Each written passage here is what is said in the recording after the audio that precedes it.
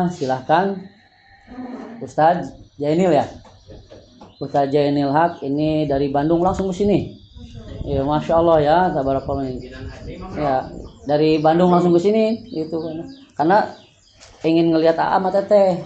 Itu beliau tinggal di Ajikra, pimpinan Yayasan Ajikra. Ya, Mas enggak. Oh, di pedang ada. Ada waktu 2 jam lagi.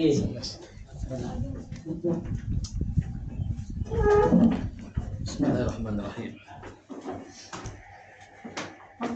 Assalamualaikum warahmatullahi wabarakatuh. Waalaikumsalam warahmatullahi wabarakatuh.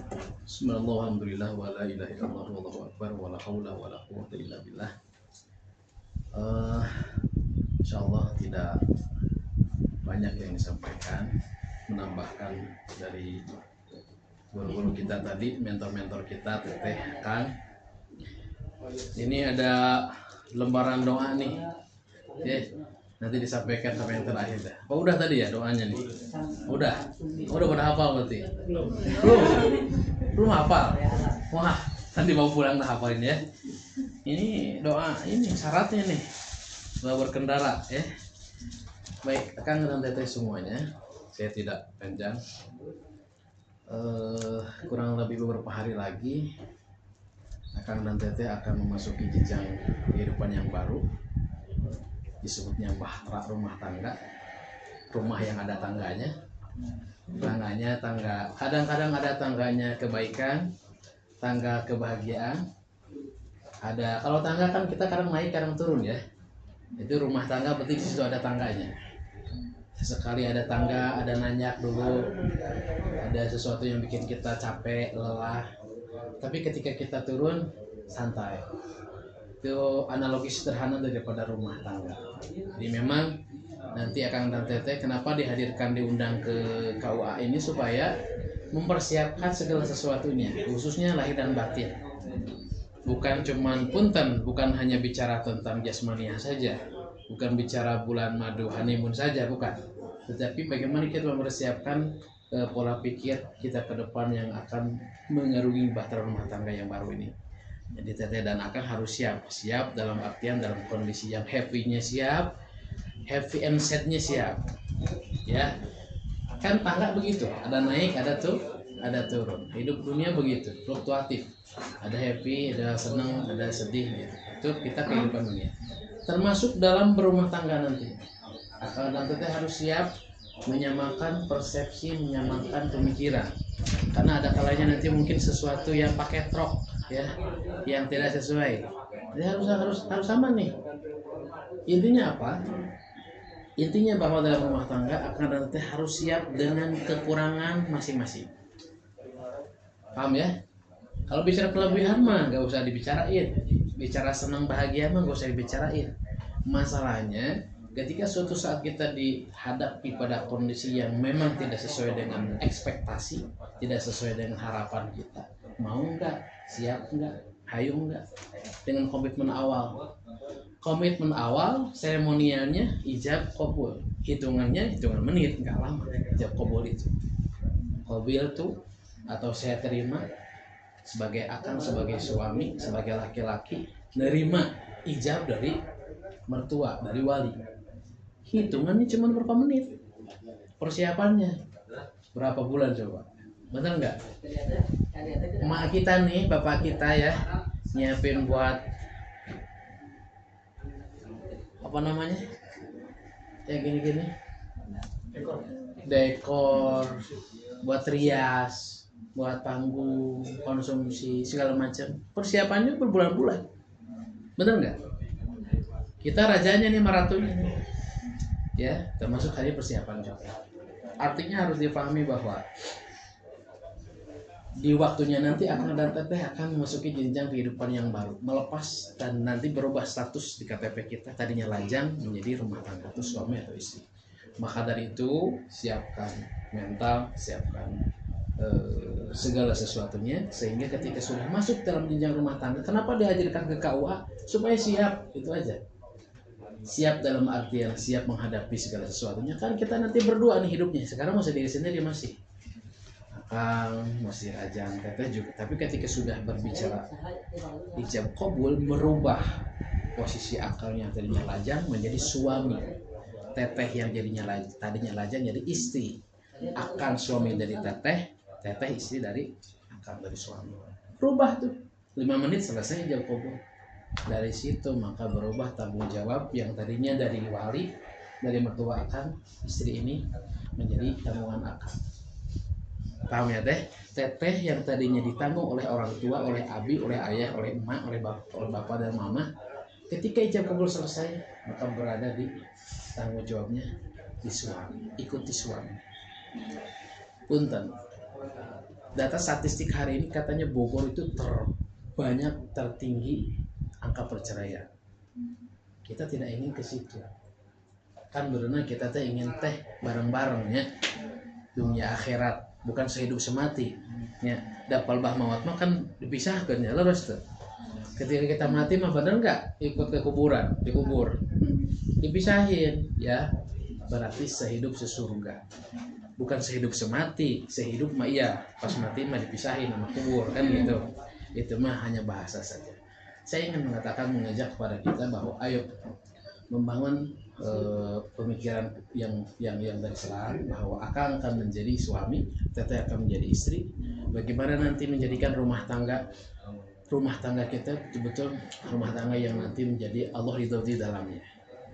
Jangan lupa bahwa fase kehidupan kita berawal dari di rahim ibu kita, lahir, jadi anak, jadi remaja, jadi dewasa. Setelah dewasa, lajang berubah status jadi suami istri. Habis itu punya keturunan, balik lagi kita dewasa, kolot, tua. Habis itu endingnya meninggal, balik lagi ke Allah. Teman kita hari ini, teman kita di dunia ini nanti itu adalah pasangan-pasangan kita. Camkan baik-baik bahwa kita tidak ada yang sempurna. Hanya sempurna itu merek rokok. Sempurna itu milik Allah. Jadi ketika nanti suatu saat akang dan teteh menemukan kekurangan di pasangan masing-masing, jangan harap itu akan ada kesempurnaan, karena itu adalah suatu yang mesti ada dalam manusia. Geningan kieu, nanti ketemu sama akang teteh keburukannya. Tapi jangan lupa bahwa keburukan, kekurangan akang dan teteh bukan untuk diumbar, dibicarain, di-share, tutup rapat-rapat, tutup baik-baik. Kalau kumaha ge teh istri kita, betul. Kita yang milih, kita yang bogoh, kita yang ingin jadikan dia istri. Jika ada kekurangan, tutup rapat-rapat. Maka ini selaras dengan apa yang Allah firmankan. A'udzubillahi minasyaitonirrajim. Quran mengatakan hunna libasul lakum wa antum libasul lahum. Perempuan, istri adalah pakaian untuk suami. Suami adalah pakaian untuk istri. Fungsi pakaian apa? Menutupi aib, menutupi keburukan. Coba kita keren-keren pakai dasi, celana nggak dipakai, keren nggak? Kerudung keren-keren mahal-mahal, ke bawah nggak dipakai andropnya, kan enggak? Iya, kan nggak lucu. Nah, jangan sampai kita keren-kerenan tetapi ternyata aib-aib kita malah diumbar. Nah, fungsi nanti masing-masing kita akan teteh dan akan dihadapkan pada suatu saat.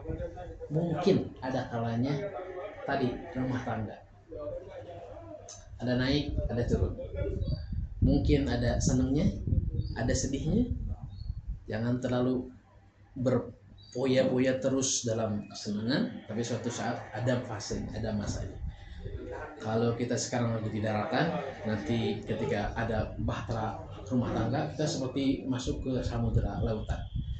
Mungkin ada ombaknya, goyang-goyang, ada anginnya, harus siap.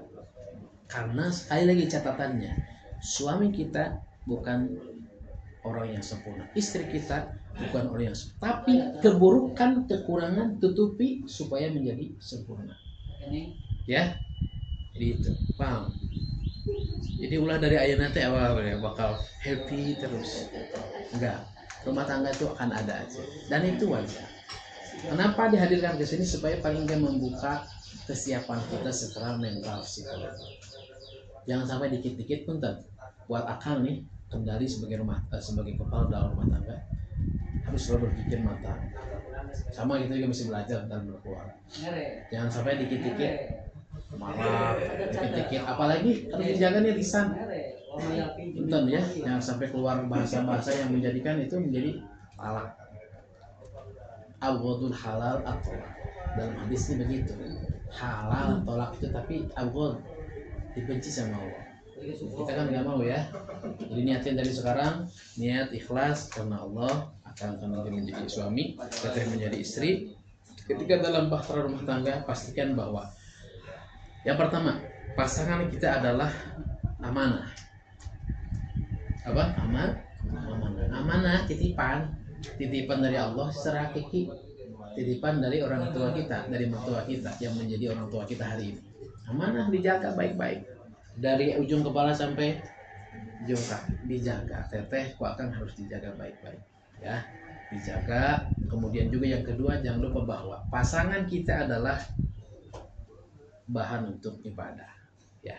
Kalau udah berumah tangga mah cium tangan juga ibadah. Sekarang mah nggak boleh dulu, tahan dulu. Kalau udah rumah tangga mau cium apapun halal ya, boleh. Nah itu selain daripada amanah, pasangan kita adalah bahan lahan untuk ibadah. Sesuatu ibadah. Teteh nggak disuruh tiba-tiba bikin kopi segala macam, ibadah nilainya. Sekarang mah maaf nggak jadi nilai ibadah sebenarnya sekarang mah. Jangan dulu ya. Ya, nanti kalau udah sah secara syariat, sah secara agama dan negara, maka merubah akang yang tadinya sendiri lajang menjadi suami, teteh yang tadinya lajang menjadi istri. Paham ya? Jadi saya tidak akan panjang lebar, saya hanya membuka sedikit saja bahwa kita nanti akan memasuki mengarungi kehidupan yang baru. Kan baru nanti mah, serba baru ya. Tidur biasanya sendiri, kulitik di mana we laki-laki kadang-kadang kan, nanti mah ada istri, ada yang nemenin. Istri nemenin apalagi, ada yang ngekepin, kan beda ya. Dikekepan nanti mah tidur. Niatkan itu aja. Ini begitu dari saya, tidak panjang lebar. Mudah-mudahan prosesi nanti akad nikahnya dilancarkan, memudahkan oleh Allah Subhanahu wa taala. Jangan lupa bahwa niatkan ibadah. Harus niat karena Allah. Nanti kalau niat karena Allah, Allah permudah dan memudahkan semuanya. Demikian yang benarnya dari Allah Subhanahu wa taala, kurangnya dari diri pribadi mohon dibukakan pintu maaf yang selebar-lebarnya, yang seluas-luasnya. Wallahu muwaffiq ila aqwamit thoriq. Assalamualaikum warahmatullahi wabarakatuh. Coba lagi, Ustaz.